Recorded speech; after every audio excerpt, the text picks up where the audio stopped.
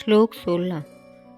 इसके बाद कुंती और पांडु के पुत्र युधिष्ठिर ने अनंत विजय नामक शंख बजाया। चौथे पांडव भाई नकुल ने सुघोष नामक शंख बजाया और फिर सबसे छोटे पांडव भाई सहदेव ने मणिपुष्पक नामक शंख बजाया। श्लोक 16 का अर्थ। इस श्लोक में हम देखते हैं कि कैसे युधिष्ठिर अपना शंख अनंत विजय लाए और उसे बड़े जोर से बजाया।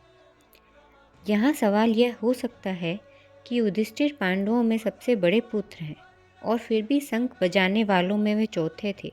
ऐसा क्यों? इसका जवाब बहुत आसान है।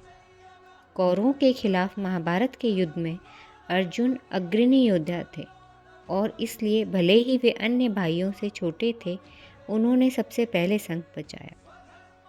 चूँकि श्री कृष्ण जो सबसे बड़े थे, अर्जुन के सारथी थे, उन्होंने अर्जुन के तुरंत बाद शंख बजाया।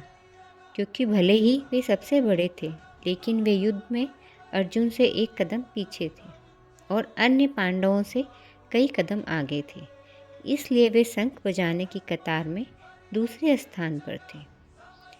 भीम युद्ध में अगली पंक्ति में थे क्योंकि वह एक और भयंकर योद्धा थे।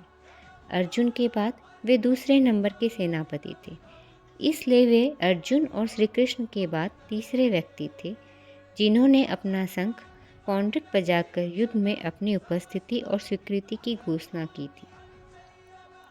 यही कारण था कि युधिष्ठिर और जो स्वयं एक अच्छे नैतिक व्यक्ति और महान योद्धा थे, लेकिन अर्जुन और भीम से उच्च पद पर नहीं थे, वे चौथे व्यक्ति थे जिन्होंने अपना शंख अनंत विजय बजाया और युद्ध की स्वीकृति दी। इस प्रकार हम देखते हैं कि पांडु पुत्रों और श्री कृष्ण ने कौरवों से युद्ध का आह्वान किया और कहा कि वे भी अन्याय से लड़ने और सही रास्ता अपनाने के लिए तैयार हैं। आज के लिए इतना ही। यहाँ हमारा 16 श्लोक समाप्त हुआ। कल हम फिर मिलते हैं आपसे श्लोक 17 के साथ। राधे राधे।